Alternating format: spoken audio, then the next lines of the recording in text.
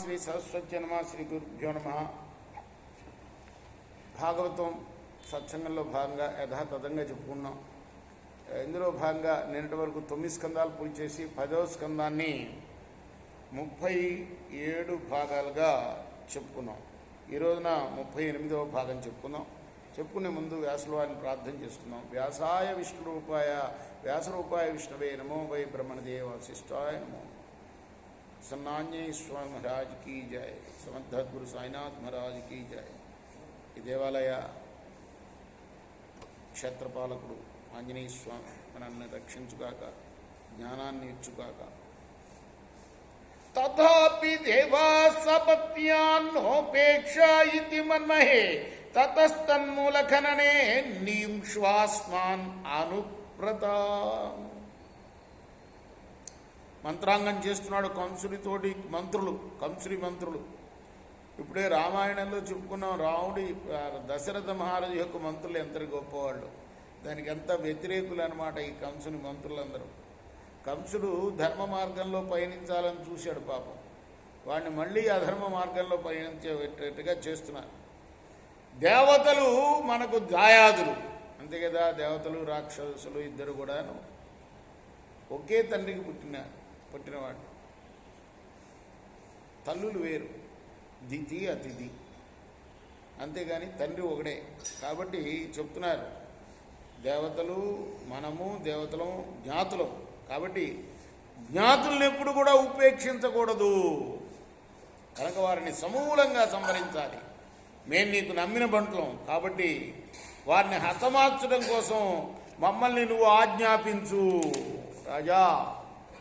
యథామయోంగే సముపేక్షితో నృభి న శక్యతే రూఢపతశ్చికిత్సితుం యథేంద్రియ గ్రామ ఉపేక్షితస్తదా రిపుర్మహాన్ బద్ధ బలో న చాల్యతే. మనుషుడు ఎప్పుడు కూడా తన శరీరానికి ఏర్పడిన రోగానికి చికిత్స చేయకుండా ఉపేక్షిస్తే ముదిరిపోయి ఆ రోగం తర్వాత నయం చేయటం సాధ్యం కాదు. అలానే ఇంద్రియాల పట్ల ఉపేక్షా భావం వహిస్తే వాటిని అదుపు చేయడం కష్టం. అలానే శత్రు విషయంలో కూడా సాచివేత ధోరణి పనికిరాదయ్యా, వెంటనే ఎదుర్కోవాలి శత్రువుని, జాగు చేయకూడదు. మూలజ్ఞ విష్ణుర్దేవానాం యత్ర ధర్మ సనాతన తస్య చ బ్రహ్మకో విప్రా తపో యజ్ఞ సదక్షణ తస్మాత్ సర్వాత్మనా రాజన్ బ్రాహ్మణాన్ బ్రహ్మవాదినః తపస్వినో యజ్ఞశీలాన్ గాశ్చ హన్మో అభిర్దుషు.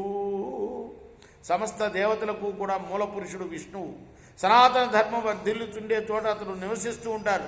వేదాలు, గోవులు, బ్రాహ్మణులు, తపస్సర్యులు, దక్షలతో కూడిన యజ్ఞాలు ఇవన్నీ కూడా సనాతన ధర్మానికి మూలాలు. కాబట్టి కంసప్రభో వేదవాదులైన బ్రాహ్మణుల్ని, తపస్సంపన్నుల్ని, యజ్ఞాల్ని ఆచరించే స్వభావం కలవారిని, యజ్ఞ హోమాలకై అవశ్యములైన నెయ్యి, పాలు, పెరుగు పదార్థాలను సమకూర్చే గోవుల్ని పూర్తిగా చంపేద్దాం మనం అంటున్నారు. రేపు మనం మరొక భాగాన్నిలో మిగతా కథ కొనసాగిద్దాం. కృష్ణార్పణమస్తు. సాయి కృష్ణార్పణ.